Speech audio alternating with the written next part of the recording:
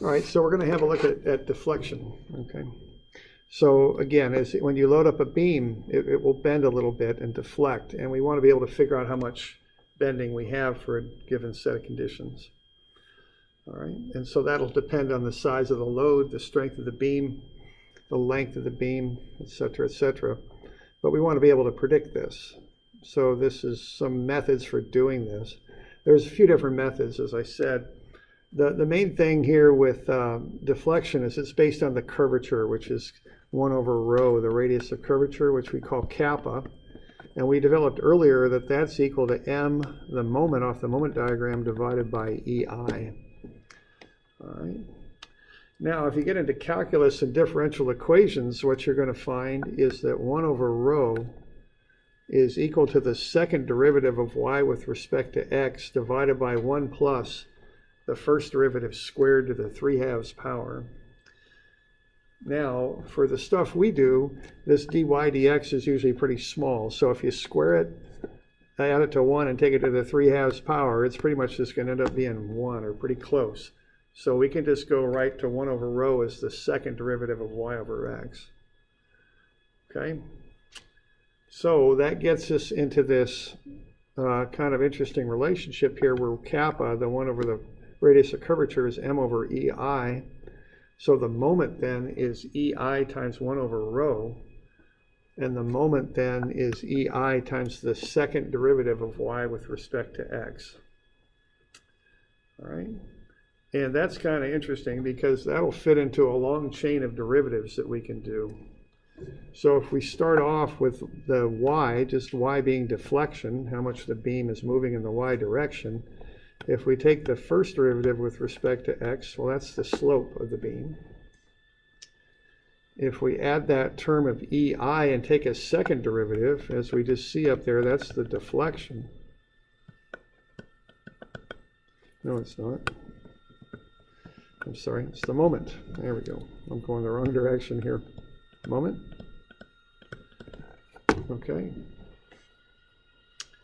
And then if you take a derivative of moment, as we've discussed, that's shear.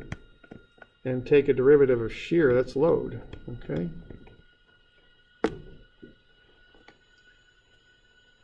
So that's just kind of just a chain of derivatives starting with deflection and working down to load. Now, typically, we know the load or the moment or something like that. So what we could do is integrate and go the other direction because the integral of load is shear. And we've done graphical integration when we did those shear diagrams. Integrate the shear, you get the moment. Throw in the 1 over EI, take the integral of moment, and what you get to is the slope. Integrate the slope, and what you get is y. So typically what you do is you start with a moment equation, integrate it, you get to slope, integrate that, you get to the deflection. That's typically how that goes. All right. So take derivatives on the left, you can integrate back on the right.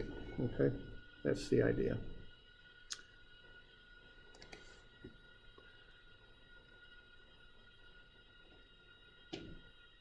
All right. Now I've got kind of a long sequence here, and I don't know if we need to go through this in detail, but if you kind of do that graphical integration technique, like we learned when we did shear and moment diagrams, I can start with the load, do a graphical integration and come up with a shear diagram off of the load, do a graphical integration on the shear diagram, I get the moment, and from there I can keep going, you know. I can do a graphical integration of the moment and throw in a factor of EI and get to the slope, 1 over EI anyway, and then integrate that and I'll get to the deflection. So if you could do all those graphical integrations, you can start at a load and walk your way down to the deflection, and if you plot up the deflection, that's what the beam will look like after the load's applied. You do have to include that factor of 1 over EI. Okay. All right, now the problem with doing these integrals is they're indefinite integrals, so you got to have constants of integration. All right, so to do this integration method, you write a moment equation for each section of the beam, integrate once to get slope and twice to get deflection. But you got to find the constants of integration. All right, so the standard conditions that are used here is that at a cantilever, at the wall, delta A is 0, as is the angle or slope at A. Remember, an angle in radians and the slope are pretty much the same thing. At a simply supported beam, delta at either support is going to be 0 also.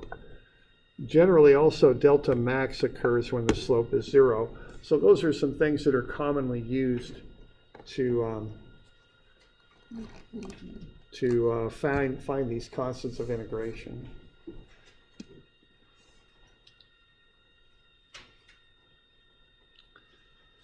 Now, I'm going to use some conventions that are a little bit different than textbooks. So in this class, I'll call up positive, I'll call deflection delta, I'll call the slope theta, and the distributed load W. That's how I'll do it. Other textbooks that you might run into might do that differently, so I just want to call it out that that's how I'll approach it.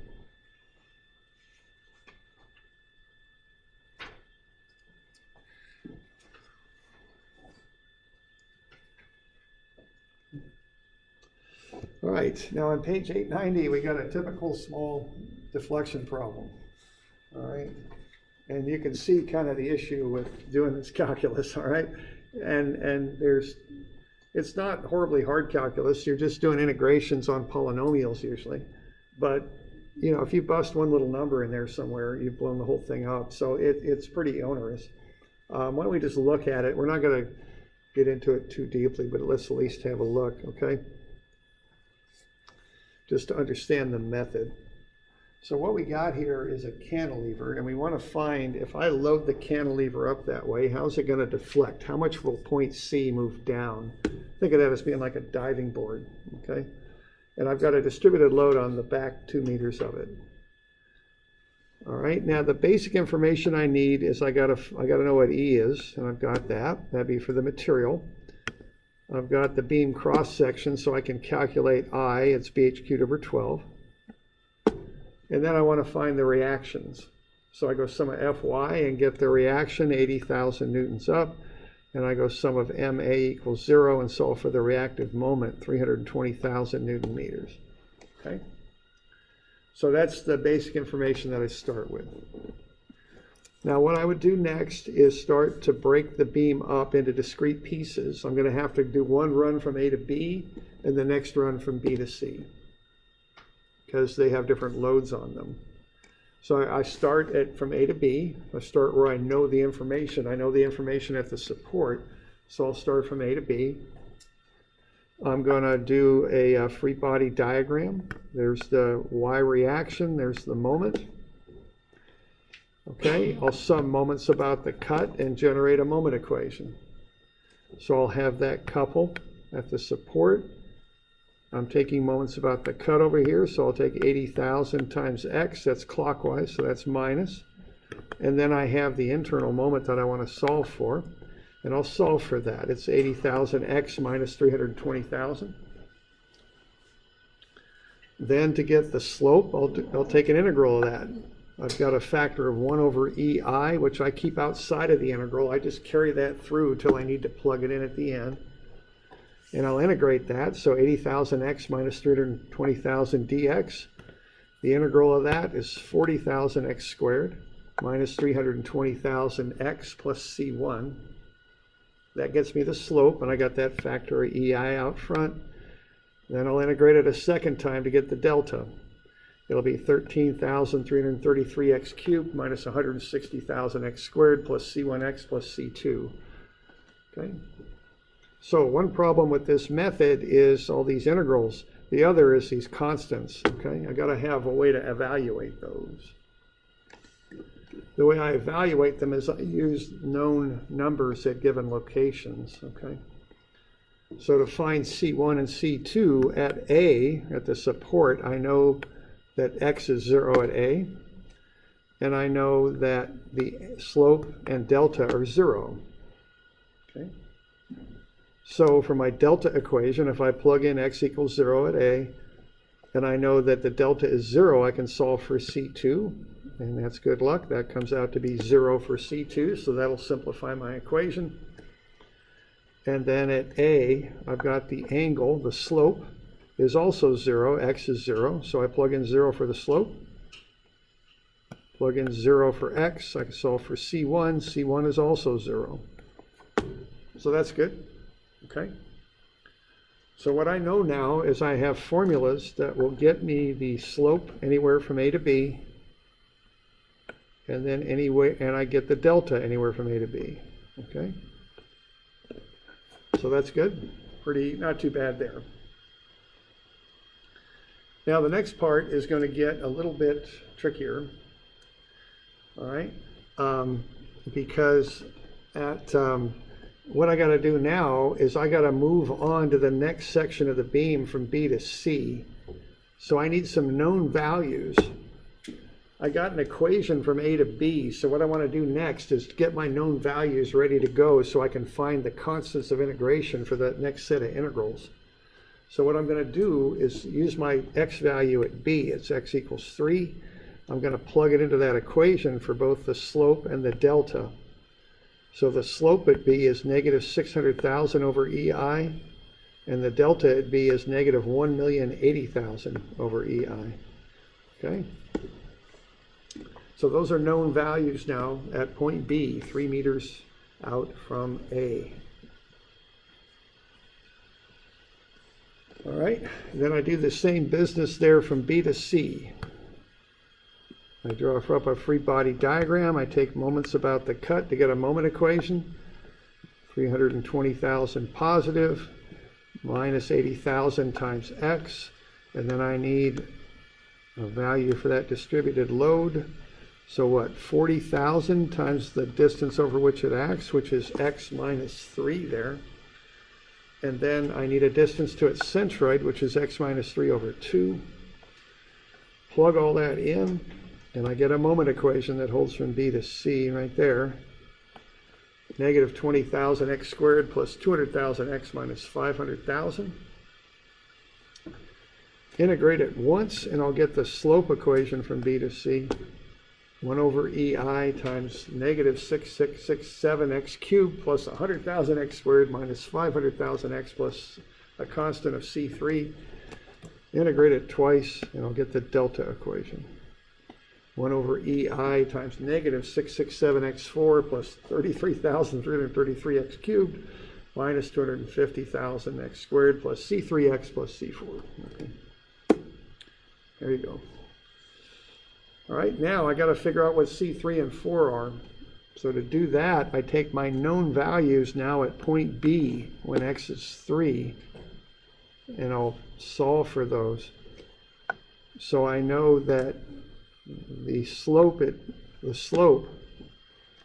there when x is 3 is negative 600,000 over EI. So I plug that in for the slope, and I plug in 3 for x. The EI's cancel. That's why I like to keep those EI's out of the equation until the very end. And I can solve for C3. It's 180,000.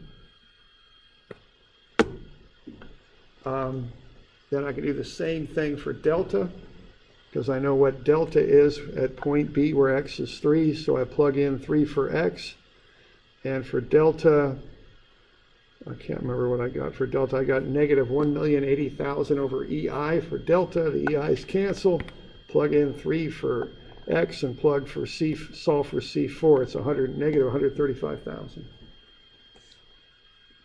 So that gets me the equations now for delta and for theta, the slope and the delta. So what I want to know is what's the delta at the end of the beam. So I plug in x equals 5 because that's the end of the beam.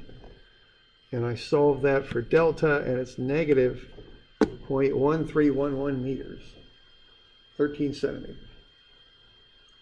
So that's a lot of work for 13 centimeters, obviously, but 13 centimeters, is pretty big. You might, who knows what you're doing with this, but that might be too much, So you might have to make some adjustments to what you're doing. All right. Now that's okay. Now that's an awful lot of calculations there, obviously. So here's what I think, how it kind of works. I think if you get into something like this in a working environment, I really don't know if you're going to go through all this to find the delta at the end. Probably what you're going to do is you're going to use one of two options. If it's complicated, you're going to have software, and you'll knock it out on software. It's probably how that works, because there's an awful lot of structural software. Another way to do it is there's tables that are available that give common loading conditions and then tell you what the deformations are. I'll hand these out to you here probably next time. And so what we'll do next time is we'll go over some of the homework I'm going to give you, and then we'll also go over these tables and how to use them. Because my guess is when you're working in industry, you're probably going to either use software or the tables. I don't think you're going to do all that manually. It just doesn't seem like a practical thing to do. Okay. So next time we'll go over the tables, and I'll give you a little bit of stuff to do here on the shear and moment. So how about 351, 353? Those are the bending stress problems. And then the shear will be 361 and 362. Oops. And I better give you one for shear center. Or shear flow. Sorry, shear flow. That'll be 371. Okay. And you can just turn these in with the final. I'll post solutions to them, and I'll go over them tomorrow or Wednesday. Okay, because I want to have time to get these back to you. If you want to turn them in, I'll look them over and grade them. I'm happy to do that. Or you can just turn them in with the final. Question might come up, when is the final? Is it Wednesday? Yeah, I don't really know right off the top of my head, and I have to look at the syllabus. Wednesday, 3 to 4. Okay, so Wednesday from 3 to 5. Okay, and I'll get that posted for everybody, but we'll plan on that. Okay. So yeah, Wednesday from 3 to 5. It'll be here. If you can't make it, if you're a distance ed student, or if you have conflicts, just let me know and we'll come up with something if that's a big problem for anybody.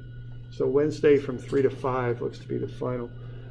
Okay, so Wednesday we'll go over this homework here. We'll also look at using these tables to find deflections.